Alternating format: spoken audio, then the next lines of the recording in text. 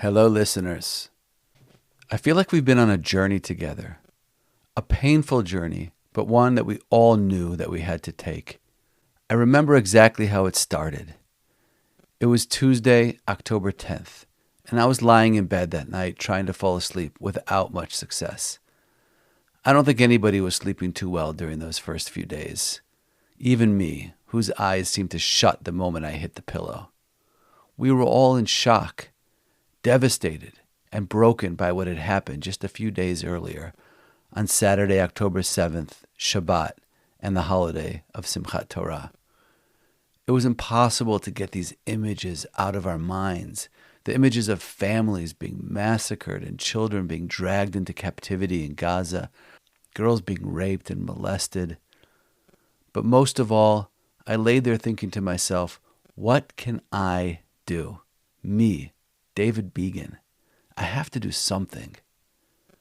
Then it hit me. I need to find these people and sit with them and hear their stories and then share them with the world. That's my role. That's where I can contribute. I can't take a rifle and go and fight in Gaza. I'm not really the type to go march or protest, but what I can do is to become a direct witness to history and then to help others to connect to the pain and the suffering that our people are going through. And in a small way, maybe this would make a difference.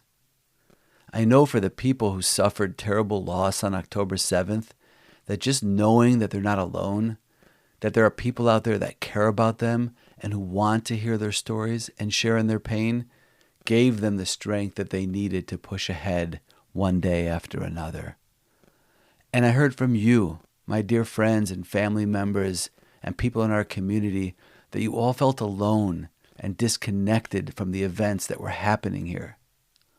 So I set out on a mission to find people that wanted to speak and to share and who were willing to relive the horrors of what they had experienced in front of a microphone, in front of the world. Many, actually most of the people that I reached out to were in no shape to speak at all. Most didn't even respond to my messages. Others replied that they just couldn't, that they weren't ready to speak about what had happened. But I kept pushing and searching, and ultimately I found brave souls who were willing to retell their stories for the world to hear. And so we met people like Rabbi Slotky, who sat with us while he was sitting Shiva and mourning with his family over the loss of his two sons Noam and Yishai, who bravely headed south towards the terrorist infiltrations the moment they heard about what was happening.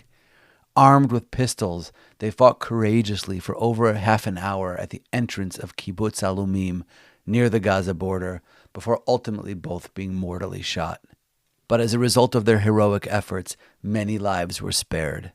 Rabbi Slotky, in his soft but powerful voice, spoke of his sons and the great honor his family felt knowing that they had died defending the nation of Israel. We sat with Itai Raviv, the uncle of 9-year-old Ohad, who had been taken captive with his mother and grandparents. Hope is the only thing I have to hold on to, Itai told us, as he fought relentlessly for the release of his family. The day after the interview, he called me and left this message that we all heard. Hey David, thank you again for speaking with me the other day.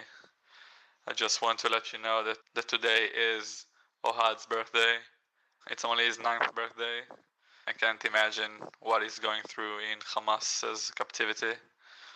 And if he even knows that today is his birthday, I hope his mom, Karen, my cousin, remembers and knows what the date is and perhaps does something for him. It's really, really sad to think of him there now, and we really hope he gets out of there as soon as possible with his whole family.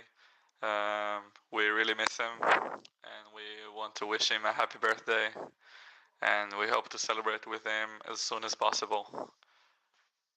We visited Hadassah Hospital's rehabilitation ward, where we sat with Michal Alon, that incredibly brave nurse and mother of 8 who was visiting an army base with her husband and children before the holiday of Simchat Torah, when it was taken over by Hamas militants.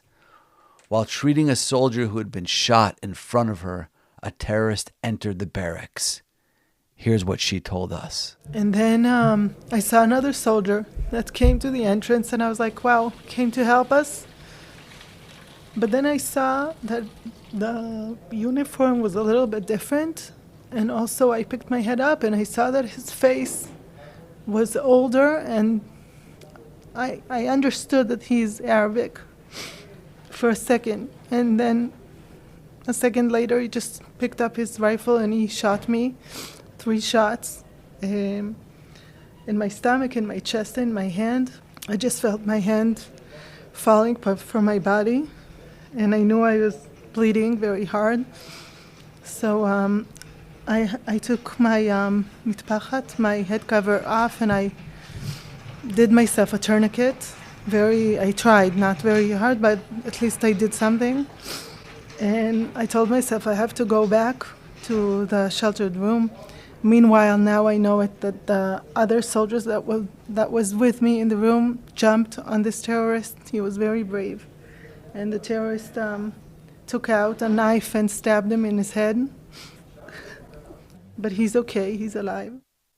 Michal was recovering from her wounds in Hadassah's rehab wing when she shared her harrowing story with us, and we were overwhelmed by her strength and valor.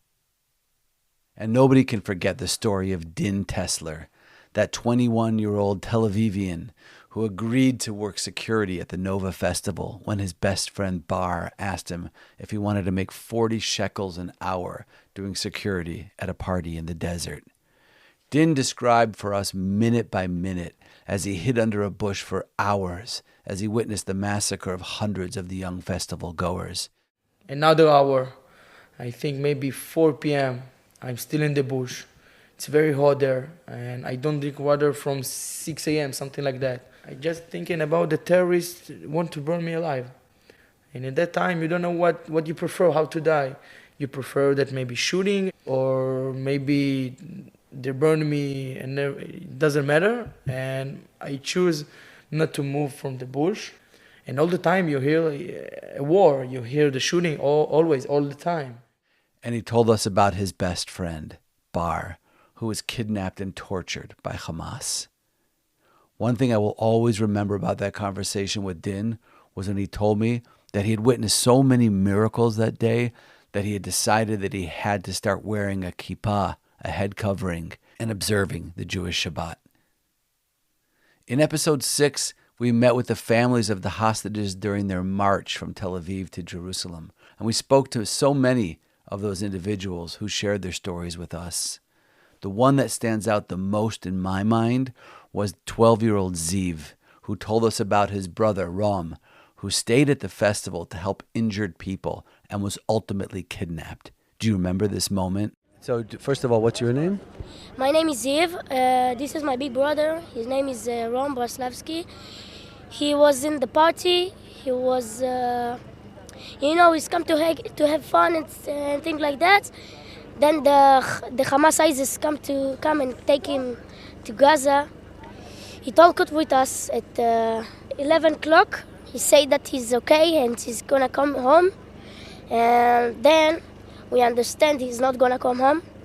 He's in Gaza kidnapper.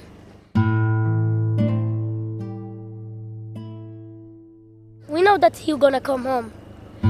Of course he's gonna come home. Of course he's going to come home. You're 100% right. To tell the whole world to know that my big brother Rom and 200 more people come to having fun and things like that, murdered. Some people got kidnapped. It makes me crazy. How old are you? I'm 12 years old. You're a very wise 12-year-old. Yeah. And tell me one thing you love about your brother, Rom. One thing only. Or as many as you want. Rom was a really good guy. He could come home, but he's prepared to help people. Instead coming home, he's stay over there and help people. You mean that he could have escaped and he chose not to escape? he could escape and he chose not to escape. He stay over there helping people with, injured, something like that. What's your favorite thing to do with Ram? What are you looking forward to doing when he comes home? Give him a big hug. I miss him so much. I want him to come home fast as he can. Me too. We're all praying for him. Thanks, Eve. You're a brave man. Be strong. Okay. Have a good day.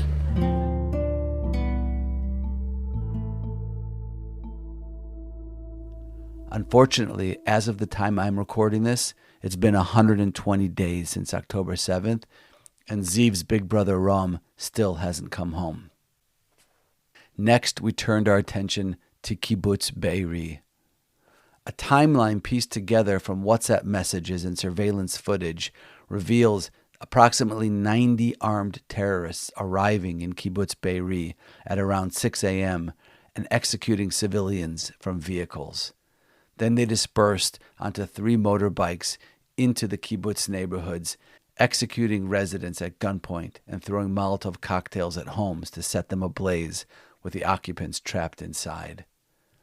Harrowing footage emerged showing some hostages being led barefoot across town streets. Approximately 18 hours later, with the arrival of soldiers from the IDF, the terrorists were finally neutralized. The chilling aftermath of the Be'eri massacre exposed a scene of merciless brutality, with approximately 80% of the recovered bodies showing signs of torture.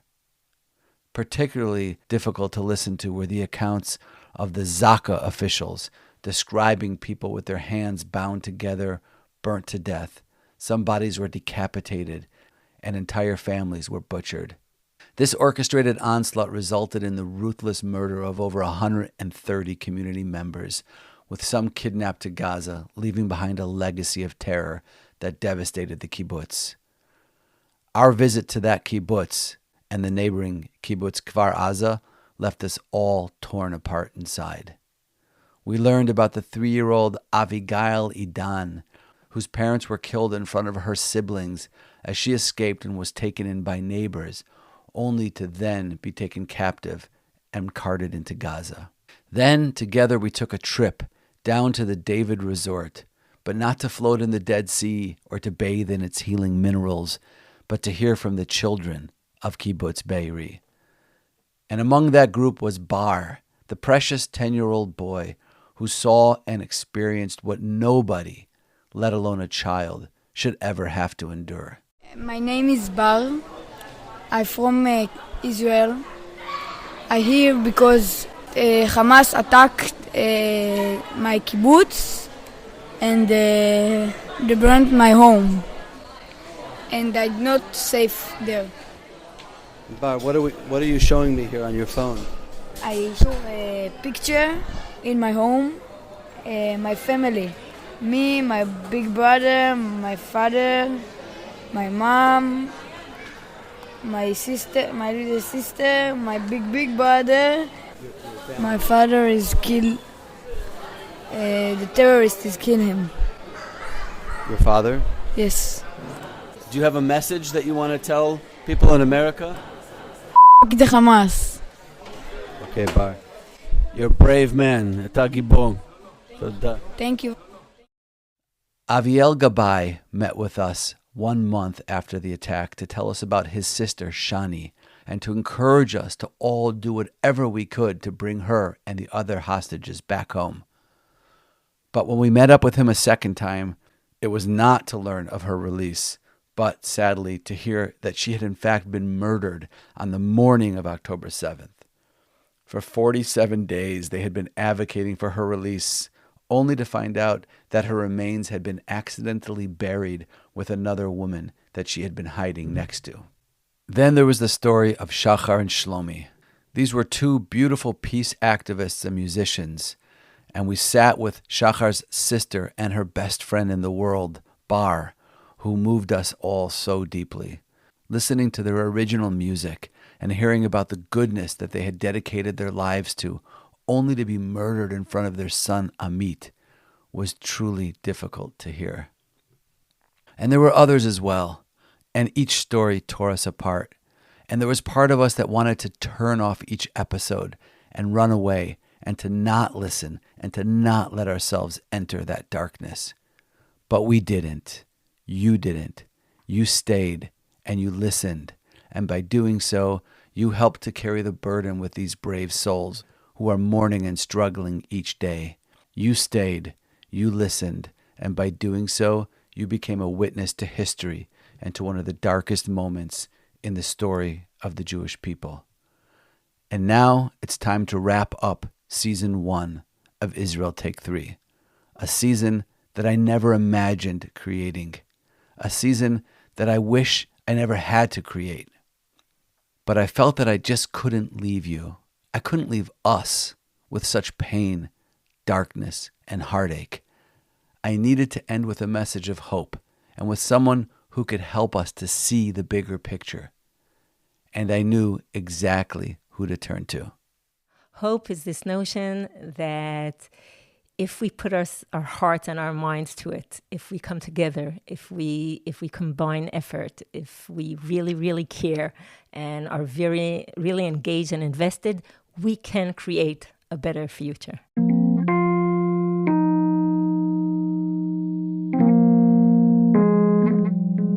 That's Rabbanit Rachelle Fraenkel. We all know Rachelle Fraenkel.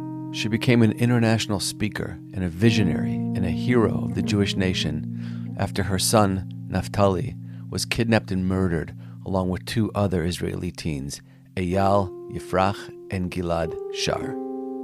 On the evening of Thursday, June 12, 2014, the 3 teenagers were hitchhiking home from their Torah studies at their yeshivot, intending to spend Shabbat with their families. What followed over the next 18 days is etched into the memory of Jews worldwide, and particularly in Israel. A remarkable unity emerged across all sectors of society as people came together to pray and advocate for the safe return of our 3 boys. This solidarity, often elusive in Israeli society, was deeply felt. In response, the IDF launched Operation Brother's Keeper to locate the missing teenagers. Tragically, on June 30th, their bodies were discovered in a shallow grave near the Palestinian town of Khalkhul. The perpetrators of this brutal act should come as no surprise. It was the genocidal terrorist organization Hamas. Amidst the anguish and uncertainty, Rachelle offered a sobering reminder to the nation at that time. God does not work for us, she said. She emphasized that while the outcome may not align with our prayers, the act of prayer itself remains meaningful. While many know Rachelle as one of the grieving mothers of the slain teens, in Israel she is celebrated as a scholar, educator, and a national hero. Her strength and resilience have been a source of inspiration for countless families grappling with loss. Before concluding this season, which has been so painful and agonizing to produce, I felt compelled to sit down with Rachelle Fraenkel, even just for a few moments, to draw from her wellspring of courage and clarity.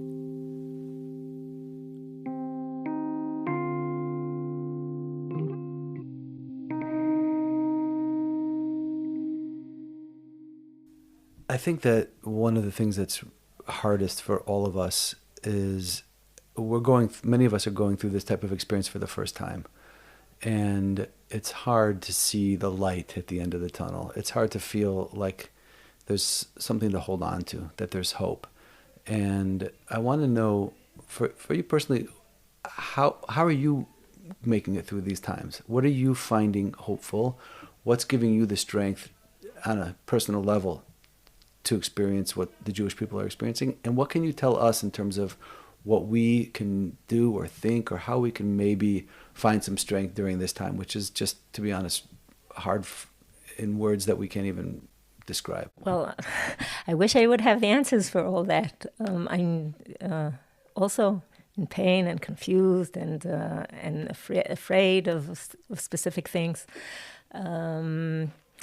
But I think the very powerful thing about this period of time is that it reconnected us with some of the essentials of living a Jewish life in this world and in a sovereign state of Israel.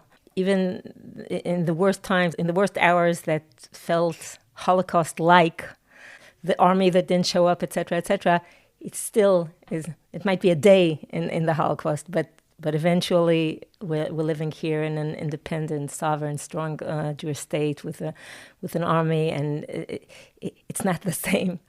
There's something about the day before the attack that we look back at and say, we wasted a lot of our energies on internal fights. I mean, some that were very, very significant. I'm not underestimating them. But the valuable thing about extremely difficult times is they remind you who you are, what your reality is, who your allies are, who your family is, who your nation is. In Israel, the day before, people were toying with the idea of, well, maybe we'll separate into Israel and Yehuda, these two fictional states. We now very much internalize that we have to figure out these things together. This notion of putting your life into somebody else's hands became so literal, and being able to rely on each other became so essential that hopefully that will remain in our experience for the long run. And in the diaspora too, there's a lot of soul searching and a lot of new answers that have to be found. I think within the total horrific circumstances, the push to ask ourselves difficult questions and search for answers and stand there by each other together, that is something tremendous. What's an example of one of those difficult questions that you think we need to be asking ourselves right now? By the way, if your answer is that all Jews should make Aliyah, that's also okay. But I'm not telling you what you should say. Well, last night I heard this conversation between Michael Oren and Douglas Murray. And Michael Oren was describing how he was meeting a lot of desperate Jews in the United States now. And they were saying there are three choices. We can either fight this, in court and universities and through donations, etc. We can hide, take off the mezuzah, hide the kippah, look less Jewish. Or another option is to move to Israel. And Douglas Murray then quoted a novelist, I wish I would remember the name, that said, he was describing this couple, and they were in France a few years ago, and the lady tells the guy, I can't take this anymore, I'm moving to Israel. And the man who wasn't Jewish said, but I don't have an Israel. And I found that so profound. People have been saying again and again, the West is next. But we do have an Israel. It doesn't mean that every Jew has to literally come and live here, but being supportive of it, being involved, being engaged is a choice of an identity. When this all began and, all the horrific stories came out, I heard from people that they were afraid to expose their children to them, to that. I'm talking about Jews overseas. And my experience is that I meet youngsters 6, 8 years after the experience that we had with the kidnapping of our children. And they remember being involved. And it's not an easy memory for them, but they said it's part of shaping their Jewish identity. Not in the sense of some kind of victim, how difficult we have it, but in the sense of coming together and caring and understanding that there's a family, there's a nation, there's a homeland. And when I meet them all these years, it doesn't sound like they're traumatized from being involved at the time. It sounds like it was character building. So I wouldn't be afraid to get our young children involved, to get our communities involved, to speak out. I think every bit of energy invested in this is going to pay back on a personal, community, and nation level. I think one of the things that we've all experienced since October 7th that has given us a little bit of hope and a little bit of happiness is a feeling of unity, that the Jewish people have come together in ways that many people probably never even experienced before. And I'm talking about Jews in Israel, Jews that would normally be fighting on the streets about things like judicial reform or whatever else they're fighting about, and Jews throughout the diaspora. There's a feeling of achdut, of unity, of the Jewish people coming together. And that's always a silver lining. I think when we experience pain as a nation, we do come together. I remember very clearly those 18 days. All of us remember those 18 days, and that feeling, that sense that the Jewish nation was one. There was something so powerful about that. So that's wonderful and that's great, but I'm afraid, and I want to know from you what you think about this, I'm afraid that that's going to disappear again, just like it did so many times in our story. Is that something that you are afraid of? And is there something that maybe that we can do, that some advice or some vision that you have, that how we can hold on to that unity that we so desperately need as a people? So it is the million-dollar question. How do you stay together when the sword is slightly taken off your neck? So where are we headed with this unity thing? We were in a very, very, very low point. I'm sure we're going to get back to our very major arguments. There's a lot to discuss. We all wish that we'll come back to these discussions different. One of the things that was significant for me is that, say, we had this tremendous argument about the reform, the judicial reform, and a lot of political issues. And there were certain people, I don't want to name them now because I don't want to, take sides, but specific people, specific organizations that I was furious at for things they said, for things they did, for things they called out for people to do. And I thought they were like betraying our mutual state, and et cetera, et cetera. And the same people, literally the same individuals and organizations, were the first to jump and save dozens of people down south on October 7th and organized the most unbelievable efforts for the people that were evacuated, and for the people that were kidnapped, and for the wounded, and for the fallen, and the needs were so tremendous. Many people felt that state disappeared, and you can actually see it, hear it in some chapters of your podcast. And the people that showed up instead of it, as part of the process of getting everybody's act together, were the same people that I was furious at just before. A week before. And it went in both directions. Some of the people who knocked from door to door, and eventually some of them didn't survive, saving 100 people in Be'eri, were people that were diametrically politically opposed to the people that they were saving. So this notion of people are not who you think they are, and the stereotypes you build are, life is much more complicated, and attributing good intentions to the person you're arguing with. And when we will come back to argue, I think it will be essential to hold within us the image of remembering where each one of these people chose to be when he was needed. So that's within the state of Israel. And in the diaspora, one thing we felt immediately was tremendous support, tremendous caring. We constantly meet people whose neighbors think they're out of their mind to fly into a war zone on a delegation representing their communities.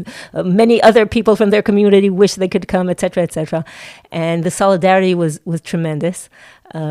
I think we have a serious challenge with some of the younger generation that is being confused and puzzled by some of the politics in the States and in England. But most of the people I speak to, and I do speak to people, feel closer than ever. And I feel it's not only the desperation. Of course, there's a lot of anxiety going on, but it's also this sense of identity and sense of family and nationhood. Rabbi Lord Jonathan Sachs used to differentiate between optimism and hope. Optimism is like in Israel, every Israeli says, "Yeah, beseder," it's going to be okay. That might have caused some of our of the tragedy. Hope is a totally different thing. Hope is this notion that if we put our hearts and our minds to it, if we come together, if we combine effort, if we really, really care and are very, really engaged and invested, we can create a better future. And as he said, it's a different ethics than just being optimist. Once you're an owner of hope, it's a character you build. It actually calls you to action. It makes you vulnerable. You have to be courageous. I think even the notion of hope itself is something that when you tap into brings people together. They're willing to invest. They're willing to take the difficult steps to stand together. When people analyze what the components of hope are, they mention one, this ability to hold this picture for ourselves, a vision of a better future, and two, the notion of experiencing yourself as an agent, as someone who can take part in bringing all of us, even in tiny steps, forward to that future. For people in very difficult times, it's sometimes, just waking up in the morning and getting your act together and saying, thank God I'm here, and taking care of your kids, taking care of your community, and moving step by step as an agent, as someone who's not taken by despair, but someone who slowly builds up the ability to take part in this vision. And the combination of being able to envision this and to experience yourself as part of it is extremely significant. Something that left a mark on me was that there was a story that started shortly after our ordeal, where a person was kidnapped by Hamas, and it was looking very worrisome. And our close group of friends was asking us, "No, are you going to visit the parents? You've just gone through this. You have experience. Are you going to go visit them?" And I was thinking, God forbid, I'll walk into their house. They know how our story ended. Whoever walks into their house has to be someone with an optimistic story. And then a close friend of mine looked at me and said, "Well, I think you are an optimistic story." And it was very difficult for me to hear that.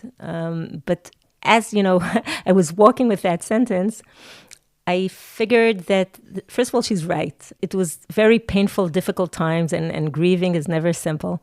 But we could see ourselves in a better place. We knew that we're going to get there. With all the tremendous support we got from family, from community, from the whole Jewish diaspora. And in my head, I translated it into hopeful or optimistic. It's not about getting exactly what you prayed for, the way you prayed for, and to the detail, all your dreams come true. Often you have to deal with things that you never wished you needed to. But if you have these basic tools of the vision and the agency, you get there eventually. And I think it's true on a very personal level, and it's definitely true for the Jews. Rabbi Sachs used to always say that Judaism is the voice of hope in the discourse of the world. So, yes, I think if we can picture ourselves, standing by each other, discussing the very, very difficult topics we have to discuss, strengthening our mutual identity, allowing our separate identities, remaining as a family, and this blood is much thicker than water. And each and every one of us as individuals and as communities also be able to cultivate this sense of agency. We're part of this. It's not happening somewhere far away. Everything we do in a school, in a community, in a synagogue, in a temple, in a shul, makes a difference. And it builds, both the vision and the agency and this sense of hope. You mentioned the word anxiety. There's obviously a lot of things that we're all feeling right now. One of them is anxiety.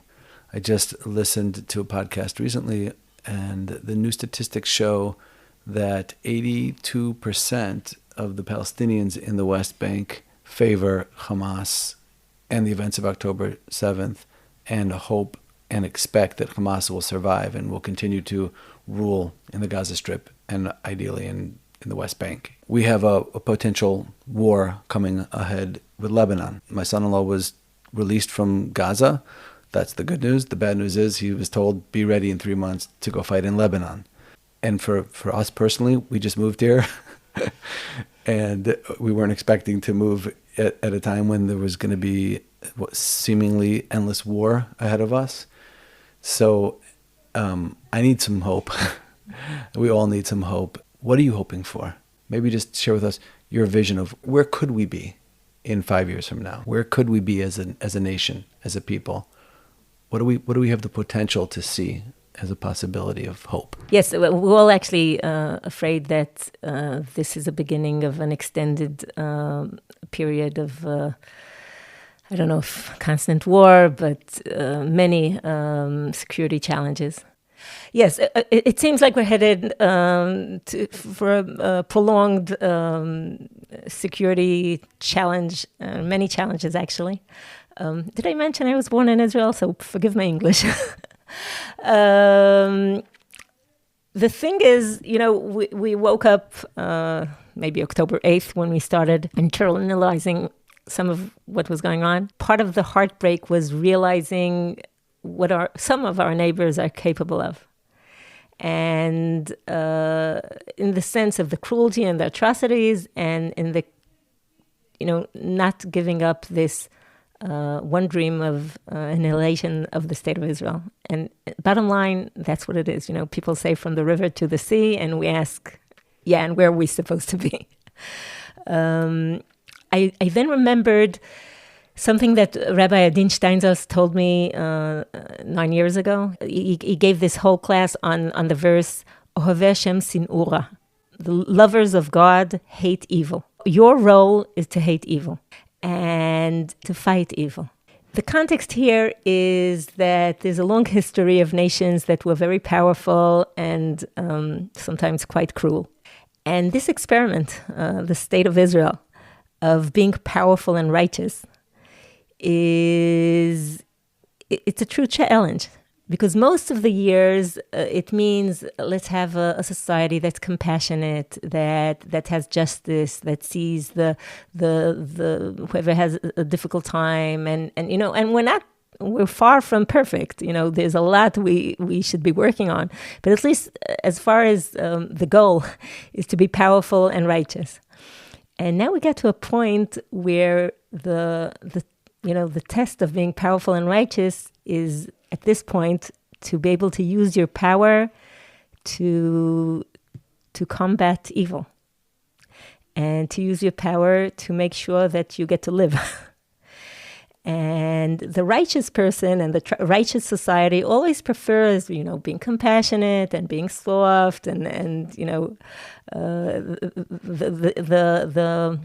things that go with their nature.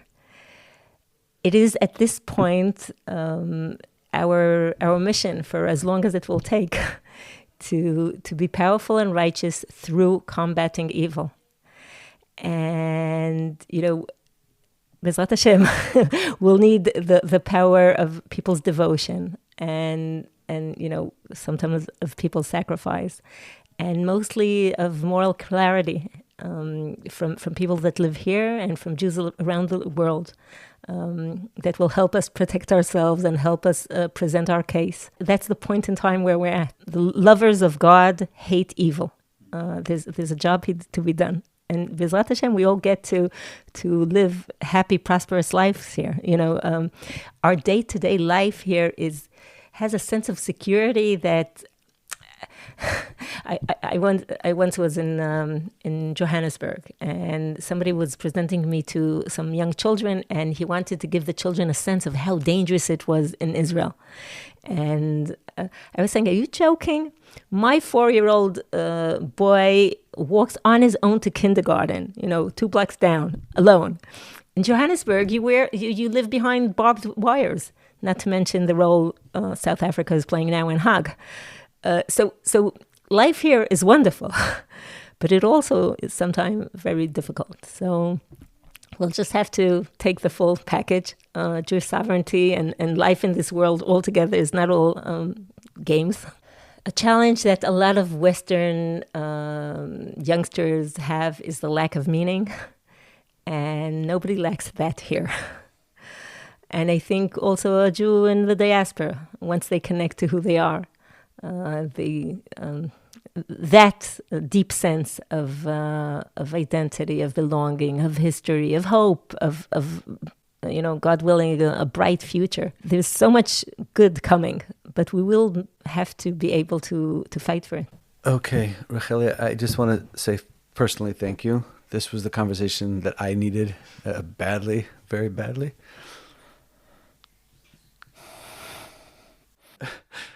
Try that again.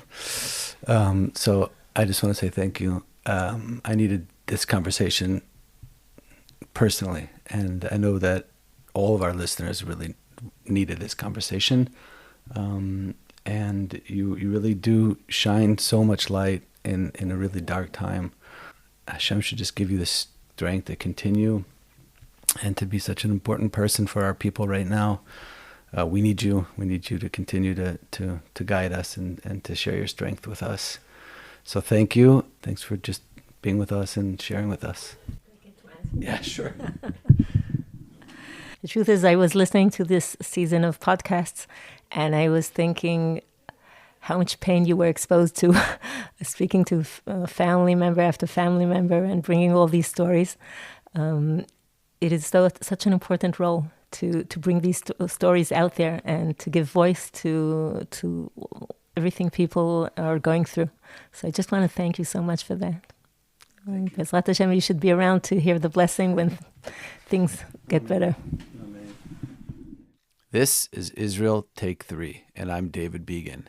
And this brings Season 1 to a close. Stay tuned for an all-new Season 2 coming up. And in the meantime, I will be releasing special episodes as we go along. Thank you for being the most important part of this podcast.